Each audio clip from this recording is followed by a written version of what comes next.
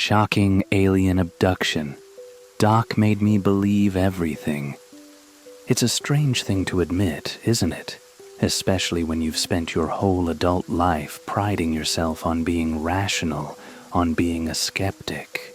For years, the very idea of alien abductions, little green men and spaceships, was just stuff for late-night jokes, for the fringes. If you'd told me a year ago that I'd be sitting here, actually questioning what I thought was real, I would have laughed you right out of the room. But then I watched that documentary. I wasn't exactly looking to have my worldview shattered. Honestly, I clicked on it almost as a gag. Extraordinary, the Stan Romanek Story. The title alone sounded like perfect material for an evening of me just rolling my eyes. What I got instead was a 2-hour experience that basically left my certainties in pieces. By the time the end credits rolled, I wasn't laughing. I was just staring blankly at a dark screen, with one single terrifying thought bouncing around in my head. What if it's all true? The catalyst, the documentary that broke me. I'd always filed alien abduction stories under interesting, but yeah, right. Fun to think about, like Bigfoot or the Loch Ness Monster, but ultimately just stories. The Betty and Barney Hill case, mass hysteria, or maybe a shared dream. Travis Walton? Probably just a guy who got lost and came up with a wild excuse. That was my thinking. Solid, unshakable, or so I thought. Extraordinary. The Stan Romanek Story wasn't like other documentaries I'd occasionally stumbled upon. It presented itself as this detailed account of one man's supposed ongoing encounters with extraterrestrials, starting around the year 2000. And it wasn't just Romanek talking. The film systematically laid out what it called evidence. Photos, videos, alleged physical marks, and even these complex math equations Romanek claimed to have channeled from somewhere. I remember sitting there, my initial smirk slowly disappearing.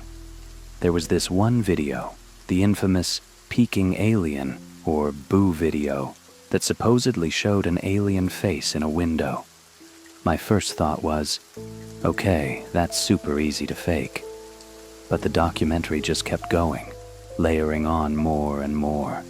Strange injuries appearing on Romanek's body, recordings of what were said to be telepathic communications, the sheer amount and consistency of his reported experiences.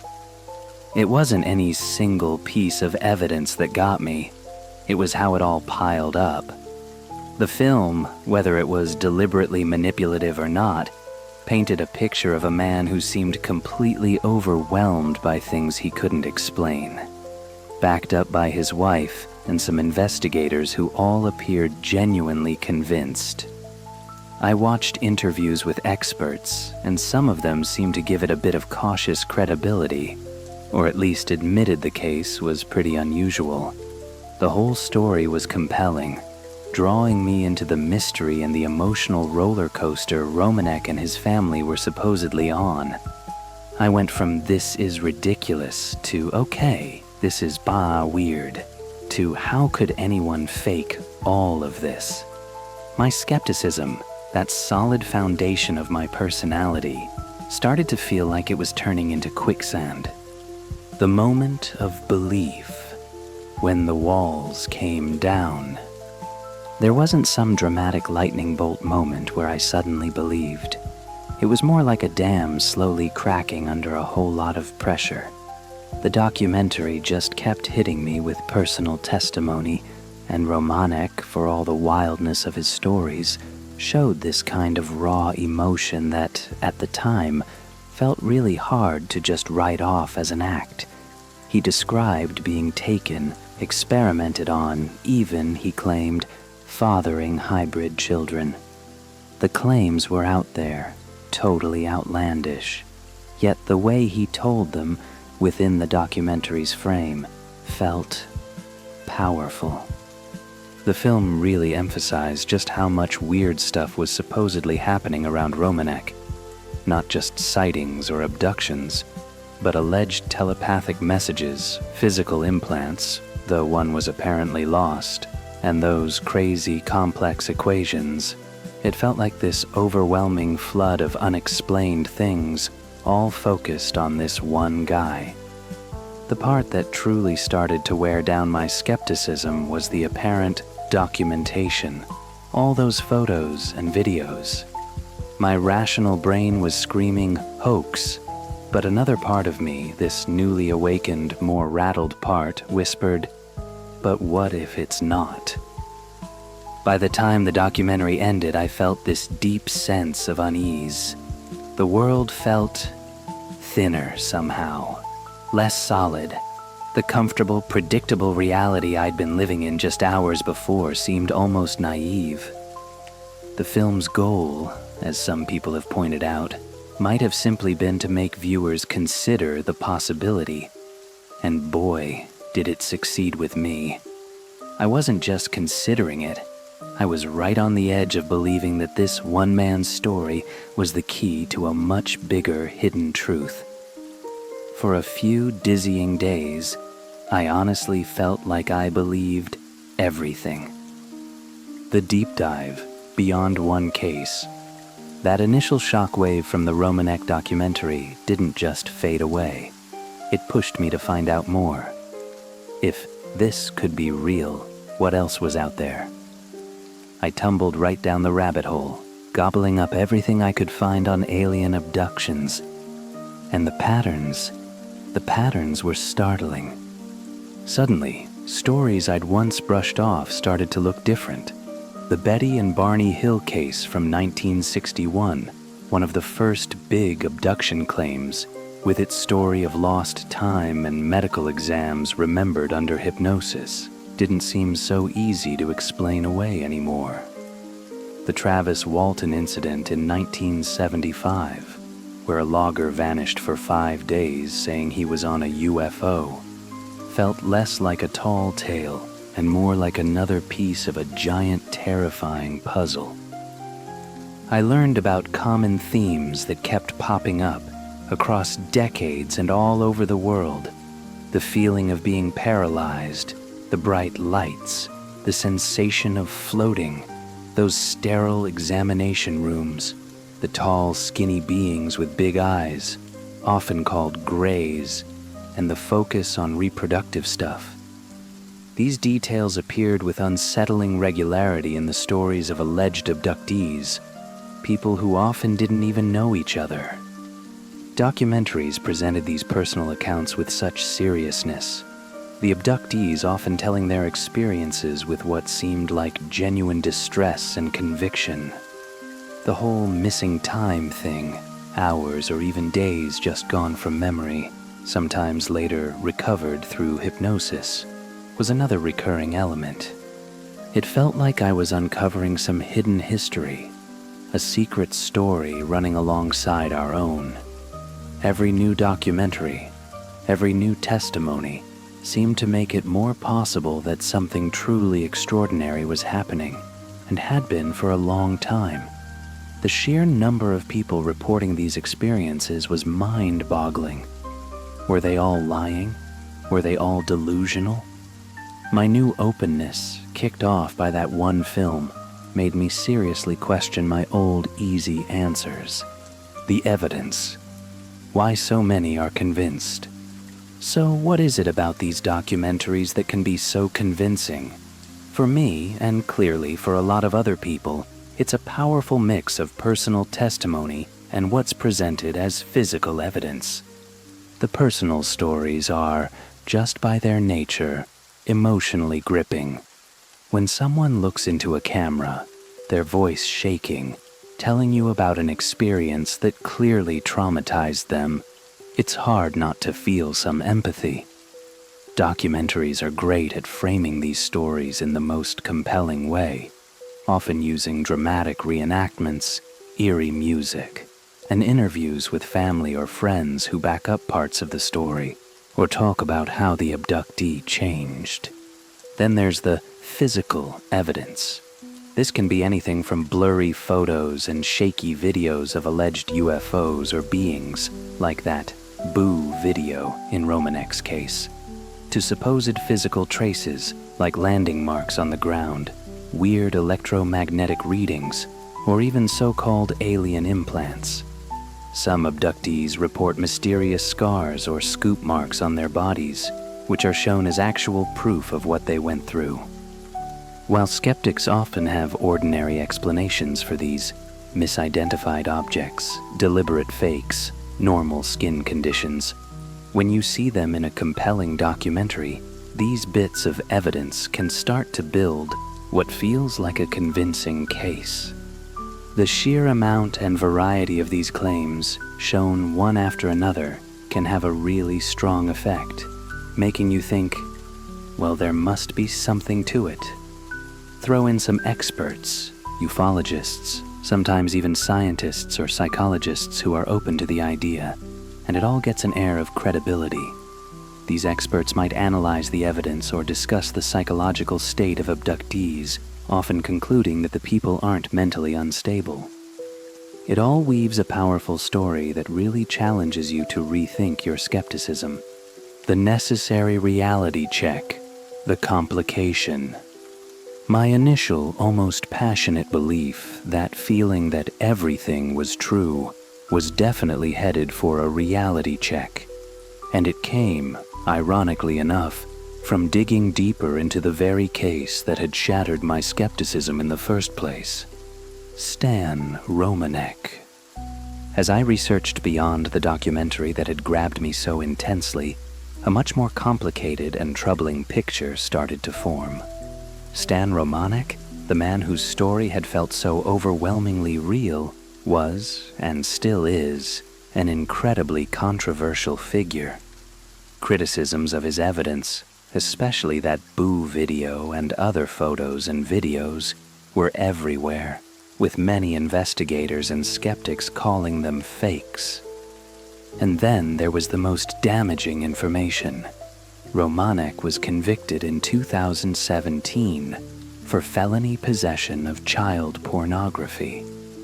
This conviction, and his other legal troubles, really wrecked his credibility for many people, including eventually me. Knowing this cast a completely different shadow over the compelling story I had initially bought into. How could I square the sincere-seeming guy in the documentary with these deeply disturbing real-world facts? This new information didn't instantly make me flip back to my old skepticism about all abduction claims, but it forced me to take a hard, critical look at things again. It really highlighted how incredibly difficult it is to verify such extraordinary experiences and the very real chance of deception or self-deception. It made me realize that the emotional punch of a story, or how sincere a witness seems, just isn't a replacement for actual, verifiable proof. The Romanek case became a sobering lesson. It showed how a powerfully presented story in a documentary could really sway your perception, but also how vital it is to look beyond that story for the whole picture. It showed that even if some strange things are genuinely happening, individual cases can get all tangled up by a mess of human factors. Reevaluating belief. Where do I stand now? So, where does that leave me? That initial, almost electric feeling of believing everything has definitely faded, cooled down by a tough dose of reality and the complexities of people. I no longer just accept every claim I hear. The Romanek mess, especially, made me much more cautious, much more critical. But have I gone back to being a complete skeptic? Number, I can't. That one documentary, even with the later revelations about its main guy, opened a door in my mind that I can't quite shut completely. It forced me to face the idea that there might be more to reality than we get. While I now approach individual claims, especially the really sensational ones, with a much healthier dose of skepticism, I'm left with this deep curiosity and a lingering feeling of unease about the unknown. The whole abduction phenomenon, with its decades of consistent stories from seemingly unconnected people all over the world, still holds this weird fascination for me. The common themes are hard to just brush aside, even if the explanations are still hard to pin down. Are these just shared cultural stories like some psychologists suggest? Are they rooted in things like sleep paralysis or false memory syndrome? Or is there somewhere in all the noise, the hoaxes and the misinterpretations, a genuine signal of something truly unexplained? I don't believe everything anymore, but I'm also no longer comfortable believing nothing. I've learned that documentaries can be powerful tools for changing your perspective, for better or worse. They can introduce you to ideas and experiences that shake your deepest assumptions. My journey started with a shock, a total flip of my worldview. Now it's settled into something more balanced, a willingness to question, to explore, but also to really look critically. The universe feels a little bigger, a little stranger, and way more mysterious than I ever gave it credit for. And honestly, that's a far more interesting place to be. Call to action. What about you? Has a documentary ever completely changed your mind about something you thought you knew for sure? What are your thoughts on the whole alien abduction thing? Was there a specific case or film that made you a believer, or just made you more skeptical? Let me know in the comments below. I'm genuinely curious to hear what you think.